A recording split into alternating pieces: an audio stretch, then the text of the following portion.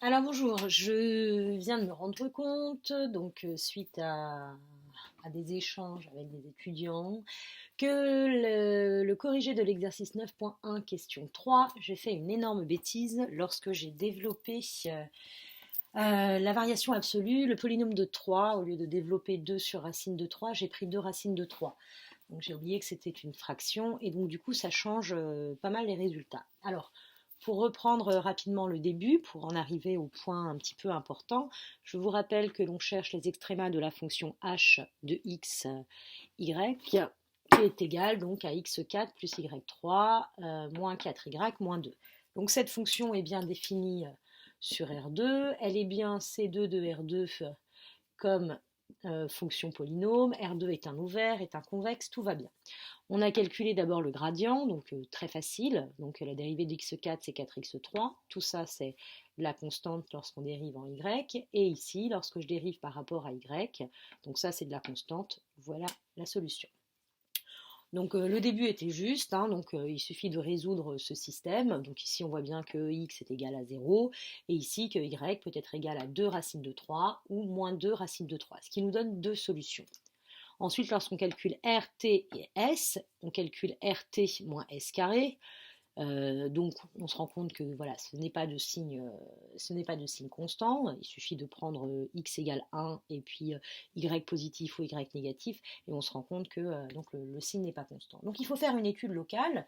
Donc on a calculé pour les points A1 et A2 que j'ai noté AI, où AI c'est 0 pour x et plus ou moins 2 racines de 3 pour ce point-là et ce point-là.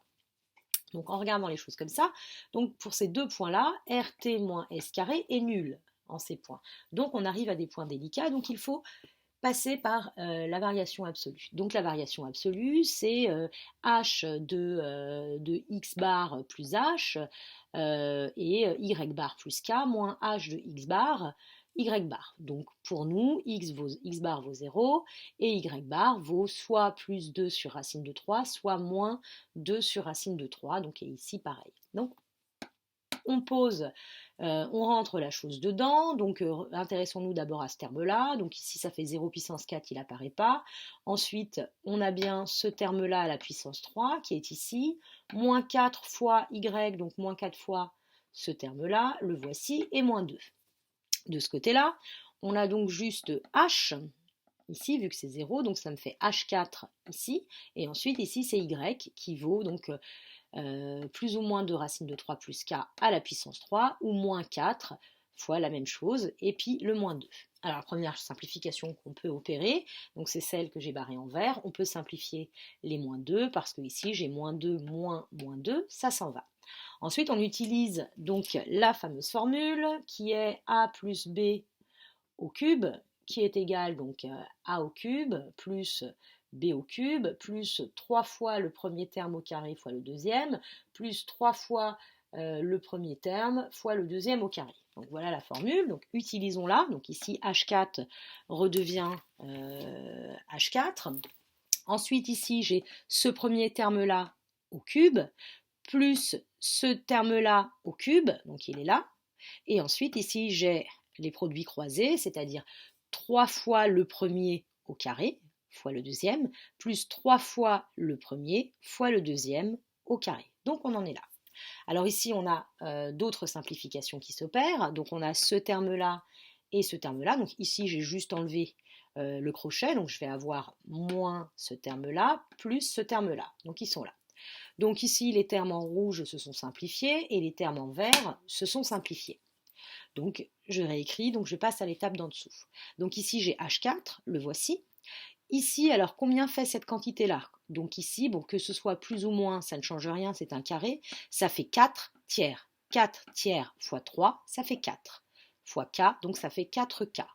Plus ce terme-là, que j'ai gardé tel quel, K2 plus K3, et il nous restait donc celui-ci, moins 4K. Donc plus 4K et moins 4K se simplifient. Ensuite, ici, bon ben, si je prends le 3 et que je le multiplie et que je divise par racine de 3, j'aurai donc plus ou moins 2 racine de 3 k au carré plus k3. D'accord? Plus k2, plus le k3, plus ce terme-là. Donc voilà ce qui nous reste.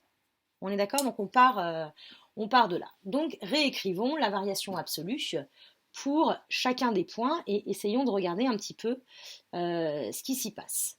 Donc pour le point A1, commençons par le point A1.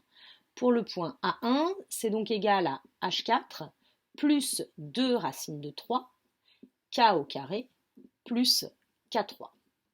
Alors, si on veut démontrer qu'on a un point, un minimum ou un extrémum, il faut que cette quantité-là, alors si on le veut global, il faut que cette quantité-là soit tout le temps positive pour tout HK dans R, soit toujours négative pour tout HK dans R. Bon, on voit bien là que ça ne va pas être le cas, parce que ici j'ai du cube, ici j'ai du carré, donc on sent que ça ne va pas être le cas. En revanche, on peut regarder localement si, oui ou non, cette chose-là est de signe constante. Alors, qu'est-ce qui se passe localement? Localement, on a H et K qui sont petits. Alors, que veut dire petit? Eh ben, ça veut tout simplement dire, imaginons que K soit de l'ordre de 10 puissance moins 1, donc c'est plus petit que 1, petit déjà. Et ben, du coup, ça c'est de l'ordre de 10 puissance moins 2, et puis lui sera de l'ordre de 10 puissance moins 3. Donc on voit bien que ce terme-là est vraiment petit, il est négligeable par rapport à celui-ci. Donc quand ça c'est petit, et ben alors du coup, delta H1 HK, finalement, il est de l'ordre donc de H4 plus 2 racines de 3, K au carré. D'accord? Celui-là est vraiment un terme négligeable, c'est comme un reste. Et là, je me rends compte que pour tout HK, donc très petit, cette chose-là est toujours positive, parce que là j'ai une puissance paire, et là aussi elle a un nombre positif. Donc ici, j'ai bien ce que j'appelle un, donc c'est positif, c'est convexe, donc j'ai bien un minimum local. Alors local parce qu'on les a pris petits, on n'a pas regardé pour tout HK. Donc le point A1 va donner un minimum local.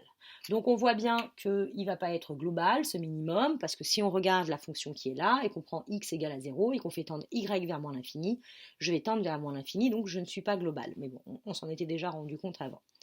Regardons maintenant pour H2. Donc pour H2, ici je vais avoir un moins. Et donc du coup, ça va changer un petit peu la donne. Alors puisque ici j'ai un moins, voilà.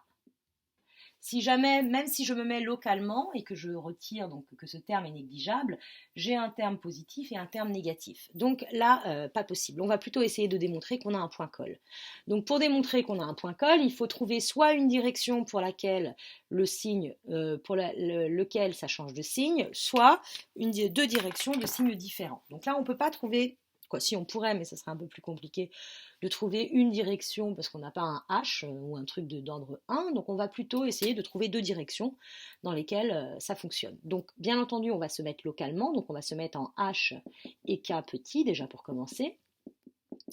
Pour H et K petit, donc dans ce cas-là, avant de chercher nos directions, on va déjà dire que ça, comme tout à l'heure, c'est de l'ordre de HK moins 2 racines de 3 K2, étant donné que K3 est vraiment négligeable en fonction de K2. Et ensuite, on va essayer de regarder deux directions. Alors, la première direction, donc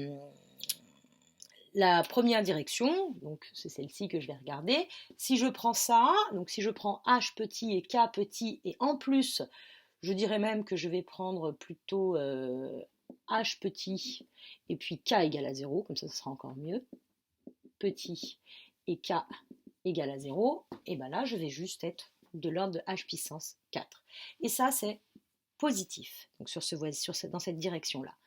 Essayons d'avoir une autre direction. Donc là, j'aimerais bien avoir une direction négative. Donc je vais plutôt poser H égale à 0. Donc si je prends H égale à 0, et puis que je prends K petit, donc ici c'était H petit, il n'a même pas besoin d'être petit ici.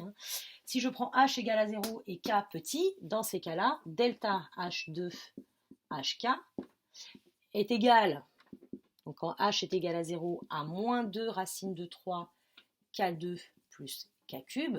Et si en plus K est petit, voilà l'ordre de grandeur. L'ordre de grandeur, c'est moins 2 racines de 3 sur K2. Et ça, c'est négatif.